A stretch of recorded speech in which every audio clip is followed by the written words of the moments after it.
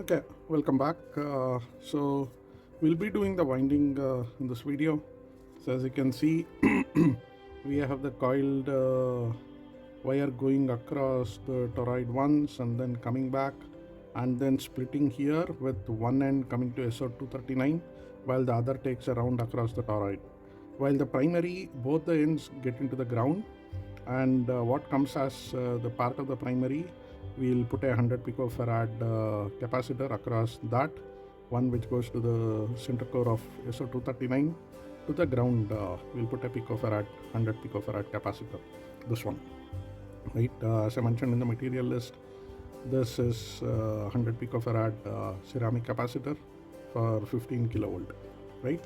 Now what gets out of the primary is one of these, and then the other one loops around. So third loop, fourth loop, fifth loop, sixth loop, we do a seventh loop, and then it goes in and comes out as the eighth loop, which will go behind the toroid, comes out of the ninth, 10th, 11th, 12th, and then the 13th, and goes underneath. That when it wrong, so scratch it out. Underneath comes out as 14, goes underneath, and then this one gets into the antenna radial. Okay, so this is how we'll do the winding. We'll keep this as a reference diagram for now, and let us look at other things that I have prepared. Okay, so this is something I've done today. So in the last video, we have taken measurements for the toroid to fit it here. As you can see, I've drilled some holes to fit these inside.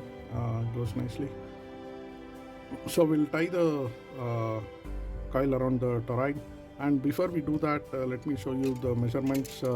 Last video we've taken the measurement using the thread. So what I've done is I have used that measurement to take out the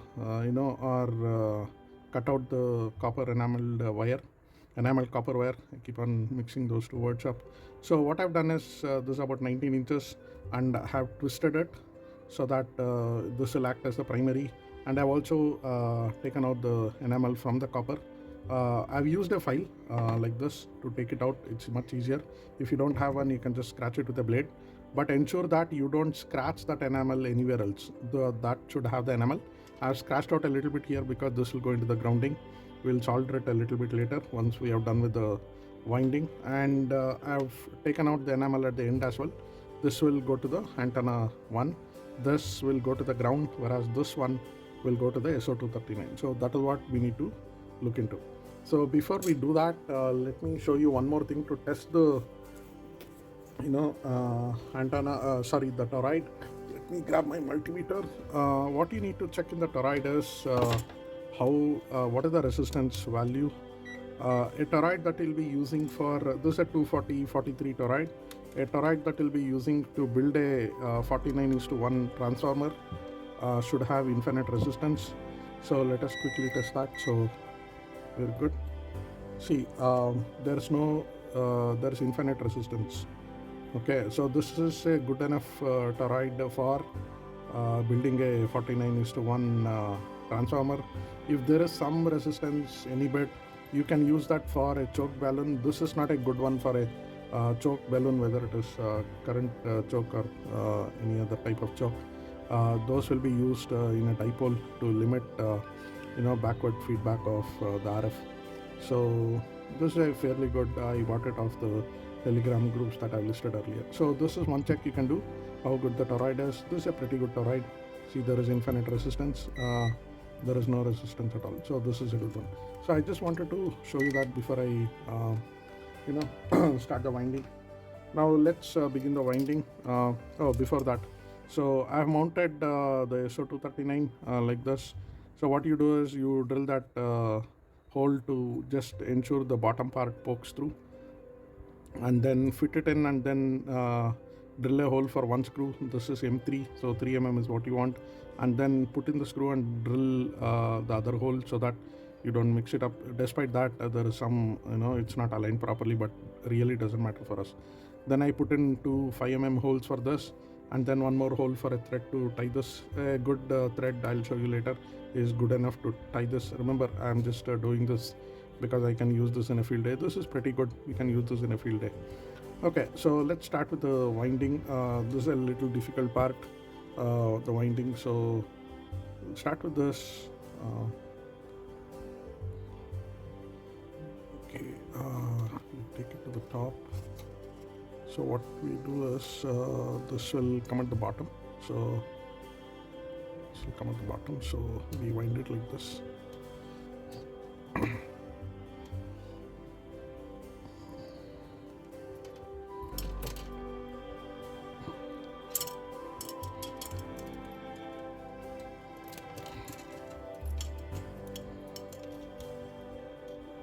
I might have pulled too much.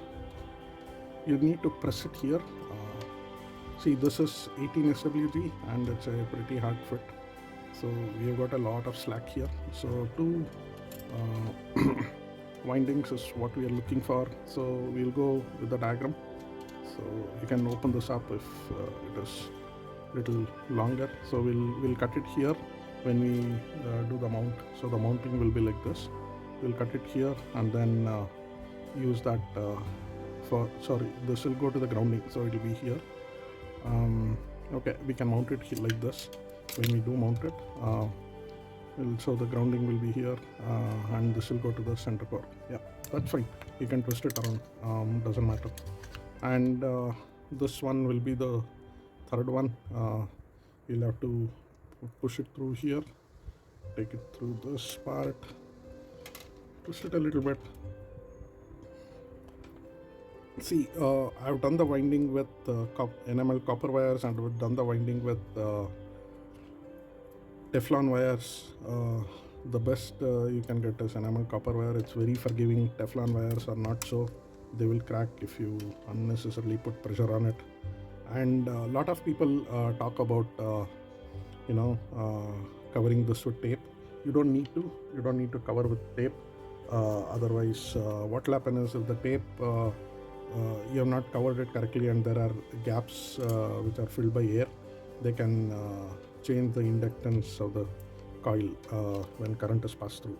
So better, see, you don't want stuff like this. Okay, can't help. So you wind it tightly. This is good enough, and you can push this through near yeah, and then pull it hard. 1 second. Okay. This lack of space is sitting down and doing it in a compact area. So ensure that you have got good amount of space when you're doing it, because this wire flies all around the place. So how many did we get now? We have 1, 2 primary, third one which is coming out. Then 4, 5, 6 is done. So one more, 7. Then we can take it across down on the other side. Okay. Okay. And this one is the 8th one, which will go across the town, crossing to the other side. So we are going from Banshankari to Whitefield. Okay. Okay, so that will be the 8th. Pull it across so that you have a tight winding. Yeah. And ensure that you twist it correctly. It will poke you, that's fine. Yeah.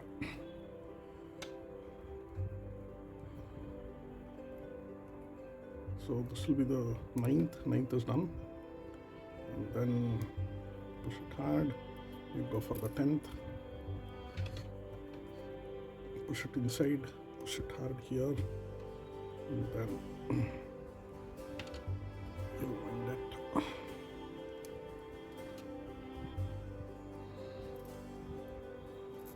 So if you go to YouTube, there are this torroid winding machines.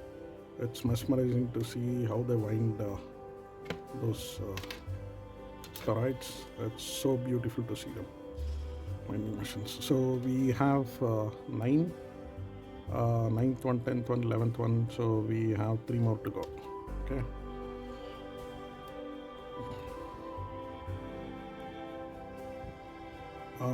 Don't worry about the spaces here, we'll adjust it a little later once we are done with all the winding. Ensure that whatever you are passing through stays within this boundary. Don't let it go to the other side and then yeah. Okay.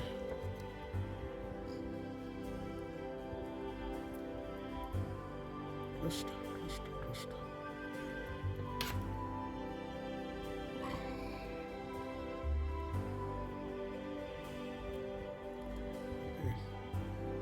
So we have, this is the crossover 9, 10, 11, 12, 13, 14. The 14 has come up. So I think I've taken extra here. That's okay. Extra is fine.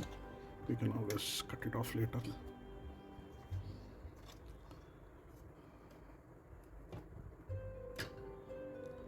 So there are a lot of theories on what works best. Some people say you need to keep all the winding to the half of the toroid. Some people say you need to do it for 270 degrees either way. But many designs work for many people. It's not consistent across. Only thing is you need to do the winding, right? This pattern. So just ensure you press pull so that you get a good tight fit.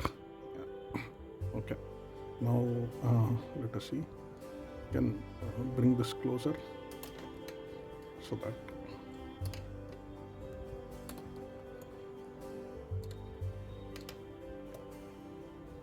bring it closer here. Okay, so we have 9, 10, 11, 12, 13, 14. 9, 10, 11, 12, 13, 14 and 15 comes out. Yeah, that is what we have here. So okay, so the winding is kind of done. Ensure that actually you can move this a little bit this side. So yeah, this looks good. So this is a good winding actually. So we have 1, 2, the third one is the SR239 one, the first one is the grounding, 3, 4, 5, 6, 7. Oh, did I miss one?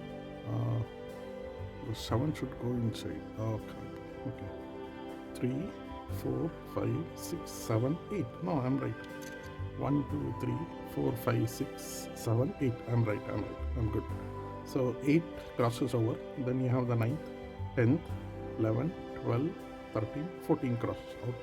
Okay, so we are good. So we are done with the winding. It did not take much time. You just have to pull it hard, pull it firm, and it should stick. So some people usually put a, this one, forgot its name. So where is the light? Okay, to keep the winding in place, you can do it, but cable ties. But since we are anyway putting it here, so we'll twist it like this. Doesn't matter which side you put it.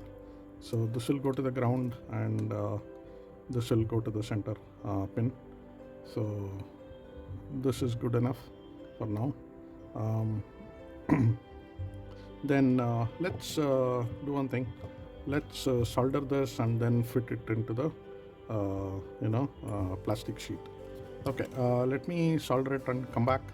Then we'll look at fitting this into the plastic sheet and let's see if we can load up this resistor pot set to 2450 ohms, 2.45 kilo ohms, and then hook up a nano VNA to see how this works.